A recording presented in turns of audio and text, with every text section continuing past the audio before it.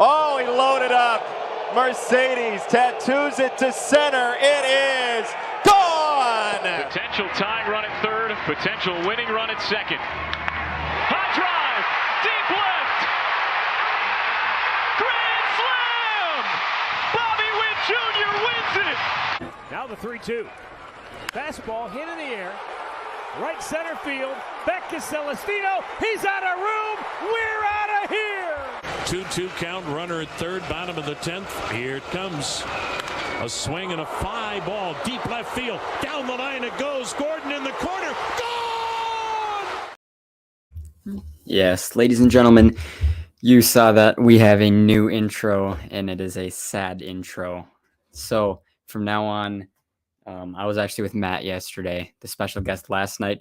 We made an intro for losses, and we're going to keep the other intro, the one I've been playing, for wins. So, yep, you saw that we are on a sad note tonight. Twins with a brutal, crushing 7-3 loss in St. Louis against the Cardinals tonight. I will apologize in advance. This is my notes sheet, which you can't really see that well, but everything is jumbled really badly, so it's not super organized. So I'm already going to apologize in advance for that fact. But yeah, I got some notes. We're going to go through it. There were, of course, I just realized one thing I forgot to do. I forgot to make banners for each of the 3 takeaways. So let me do that here. But I'll take you through it a little bit here. Of course, I'm going to be sharing 3 takeaways since the team scored 3 runs. Typing and talking at the same time is not easy to do, ladies and gentlemen. But let me just write out these banners that I forgot to make. And then I would be happy to start. I don't know about happy, but I will. All right, let's do it.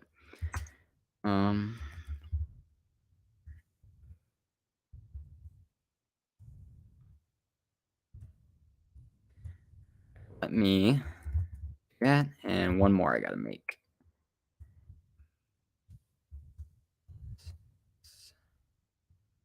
All right, we're good. We are good. I did it. Let's go, ladies and gentlemen. So again, of course, I will give a little background on the AL Central, give out the macro vision like I do every night. Tonight, the Minnesota Twins lost 7-3 in St. Louis to the Cardinals following a win last night where the Twins won 3-2. The Twins have now lost 6 of their past 7 games, going all the way back to last week on Tuesday. Joe Ryan was the pitcher for the Minnesota Twins tonight, going up against Dakota Hudson for the St. Louis Cardinals. Joe Ryan is now 9-8 on the year. He was 9-7 heading into the year. He was 9-7 with an ERA of 4.06 and a WHIP of 1.09. He's been having a brutal stretch lately. On the road this year, he's 3-3 with a 4.23 ERA, 1.17 WHIP. In fact, I will get a little more into some of the splits in a little bit for Joe Ryan. As far as Dakota Hudson is concerned, he was the starting pitcher tonight for the St. Louis Cardinals. He was 1-0 on the year. This was just his second start of the season, in fact, his 8th appearance. Coming into tonight's game, he had an ERA of 4.19 and a WHIP of 1.60 in his last outing, which was on Thursday in Chicago against the Cubs. He went 4.1, gave up 5 earned runs on 9 hits, 2 walks, and 3 strikeouts. So the hope was that the Twins could get some hits, they could get runs since he was roughed up in his last outing, but that was really not at all the case tonight as Dakota Hudson pitched very, very well for the St. Louis Cardinals. So with that said, that is just going to, well, actually, no, I got to do the macro vision. I was going to, but then I didn't. So the Twins are now 55-54 on the season. They are still 2 games ahead of Cleveland, the same thing as last night, as the Cleveland Guardians lost tonight 3-2 in Houston against the Astros. The St. Louis Cardinals are now 48-61 on the year. They are last place in the National League Central. So now with that said, I think I can get into it. First main point, honestly, kind of obvious. In fact, it's completely the opposite of what I was preaching last night. If you watched last night's show, it was a long one, but that's okay. Last night, me and Matt talked a lot about the starting pitching and how fantastic it was. Pablo Lopez was the starter last night. He did a fantastic job on the bump. Tonight was not the case. In fact, my first main point is that it has been a truly brutal stretch for Joe Ryan. Over the past 7... No, hold on. I was looking at the wrong stat. They said before the game, and I took notes here, but again, like I said, my stat sheet here isn't super organized, so I got to find where I put it. Oh, here it is. In Joe Ryan's last 6 outings before tonight's game, he was 1-3 with an ERA of 7.62 and an opponent's batting average of 320. Now, this drops him to 1-4 over the past 7 games now. I wrote down some more stats on Joe Ryan. In the month of April, he had an ERA of 2.81. In the month of May, he had an ERA of 2.73. In the month of June, it was 4.83. In the month of July, 6.39. And another brutal outing for Joe Ryan tonight. Couldn't keep the ball in the ballpark, had a tough time getting outs. In fact, we'll just start by kind of sharing his line. Joe Ryan tonight pitched 4 innings, gave up 7 runs, all earned on 9 hits, gave up 1 walk, also 1 hit by pitch, 4 strikeouts, and he threw 103 pitches during the game tonight. So 3 out of the 4 home runs, I believe, were during the 2nd inning. Yep. Lars Nootbaar hit a home run. Tyler O'Neill hit a home run. He also hit one last night, too. And Jordan Walker also hit a home run, as well as in the 3rd inning, there was a 3-run home run from Alec Burleson.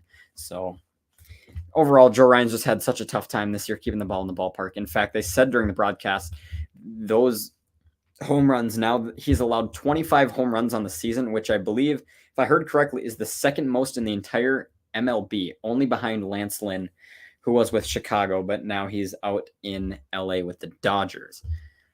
So it's just a tough stretch for Ryan, and I'll share his pitch count too, because that does actually play a lot into this. His 1st inning, he threw 27, 2nd inning, 26, 3rd inning, 25, 4th inning, also 25 as well. So he just had a tough time getting outs. He had a tough time keeping the ball in the ballpark. Pitch counts were rising. The balls were flying. It just simply was not a great night tonight for Joe Ryan. And there's only one solution. I think there's a solution, but Twins aren't going to do it. And it's a little bit of what we talked about last night, and that is a guy by the name of Dallas Keuchel. So for all you unfamiliar, Dallas Keuchel was signed by the Twins on a minor league deal with the St. Paul Saints. He's a former Cy Young Award winner in the MLB. So clearly he's had good stuff over the past. Of course, he's getting older. He's slowing down now, but still a fantastic player. And he's kind of rejuvenating, one could say, in St. Paul right now. But he just opted out of his deal, I believe yesterday it was. And we had a lot of complaints about this during last night's show, me and Matt did, about they should have sent Sonny Gray away. And why wouldn't they just replace his spot with Dallas Keuchel and give him a chance? There's no harm in giving him a chance, but of course they didn't do that. So there's only one logical thing, I think, and that is the Minnesota Twins. Let me think this one through here, because this might be controversial what I'm going to say. Twins send Byron Buxton to the IL. Yes, you heard that right. Send Byron Buxton to the IL. Give him some time off. And use that open roster spot to call up Dallas Keuchel. So I guess I'm not an expert in this, but since Keuchel opted out of his deal, I believe the Twins have 48 hours now to either sign him to the 40 or let me think here. It's either sign him to the roster or else he becomes a free agent again.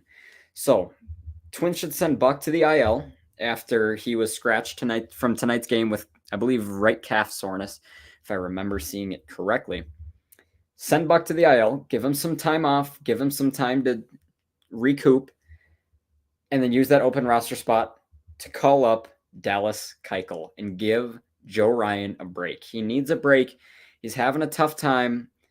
Again, I'm not Joe Ryan, so I could be wrong on this, but maybe he's in a tough mental spot too, which is I'm not gonna share that thought about Emilio Pagan. I already said that once, but maybe Joe Ryan's in a tough mental state and he's just can't envision himself pitching well and keeping the ball in the park and getting outs. So if I was Falvey, if I was Levine, if I was Rocco Baldelli, I'd consider it. I would consider calling up Dallas Keuchel and giving Joe Ryan some time off. Give him a start off.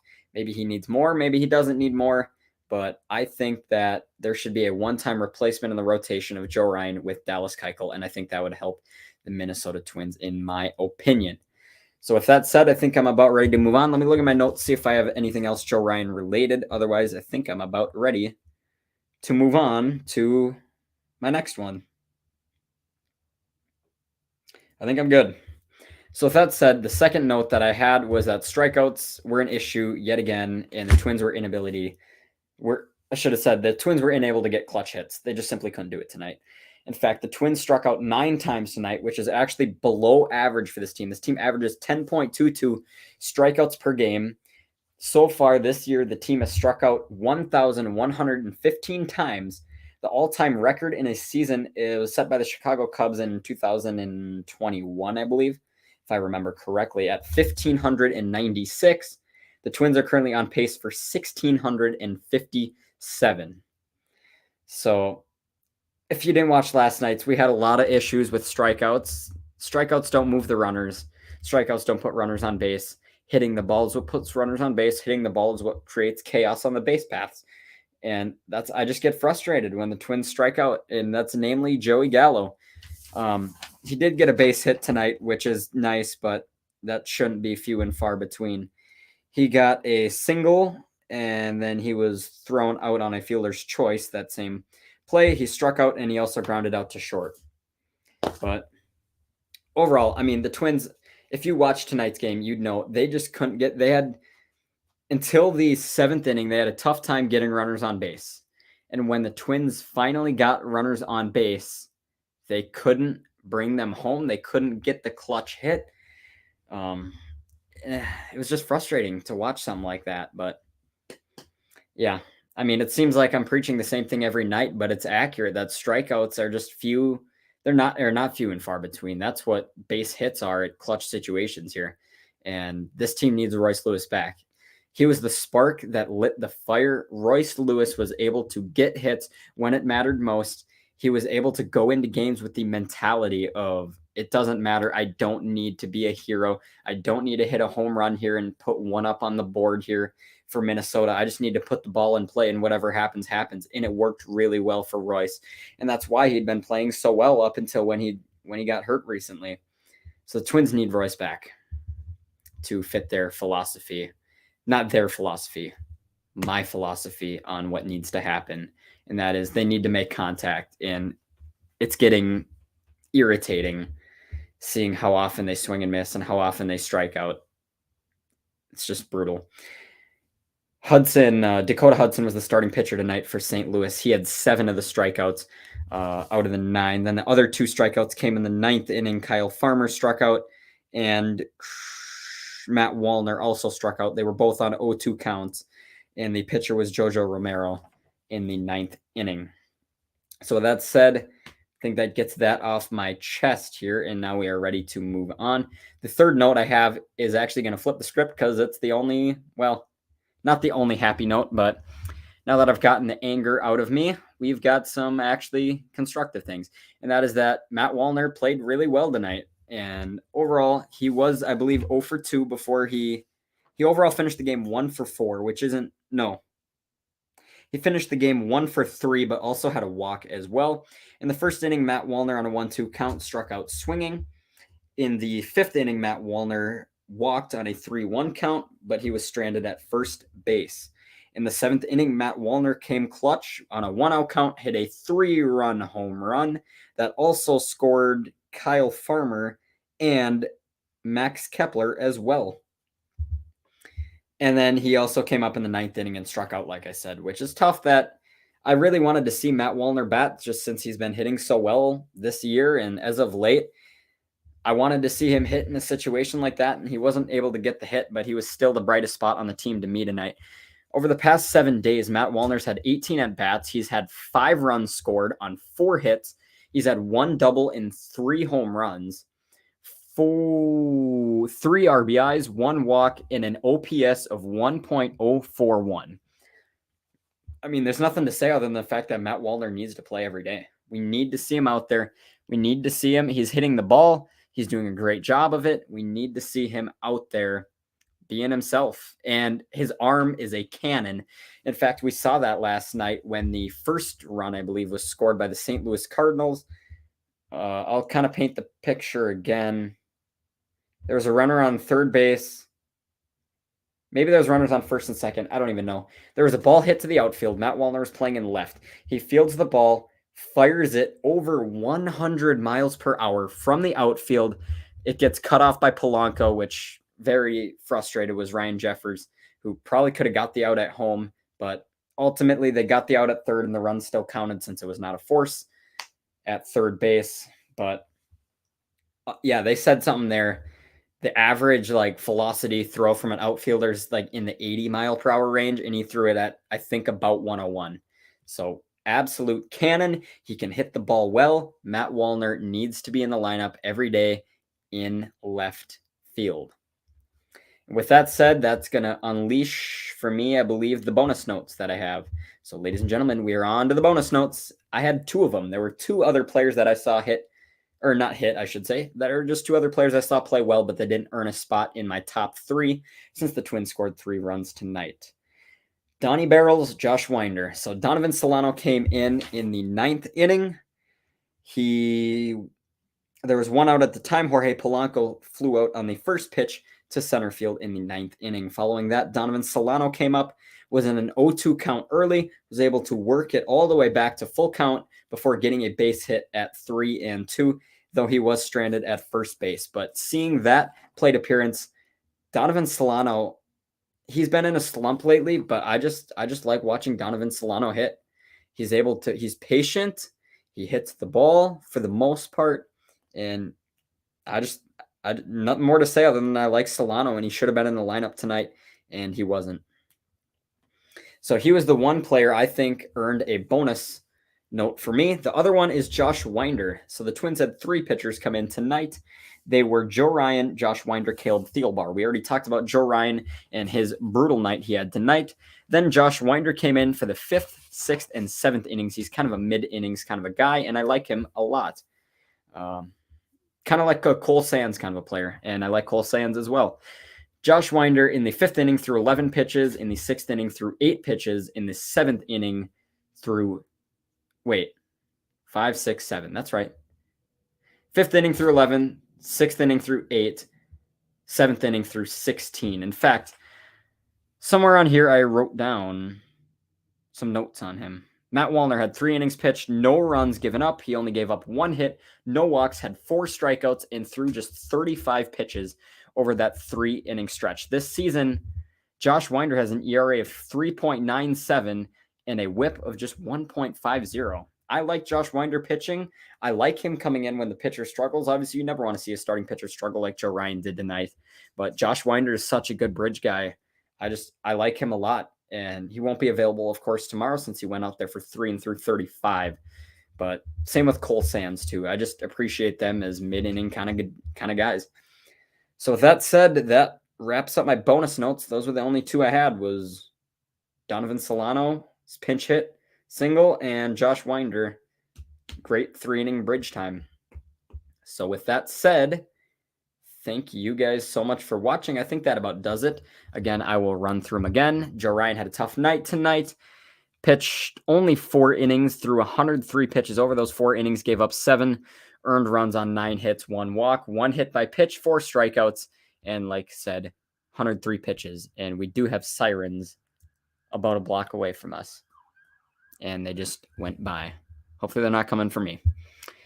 The second point I had was that strikeouts were an issue yet again, as well as the inability to get a clutch hit. Like I said, the Twins currently have 1,115 strikeouts on the year, and they're on pace for 1,657, which would break the record of 1,596. The third and final point was that Matt Wallner had a great game again tonight.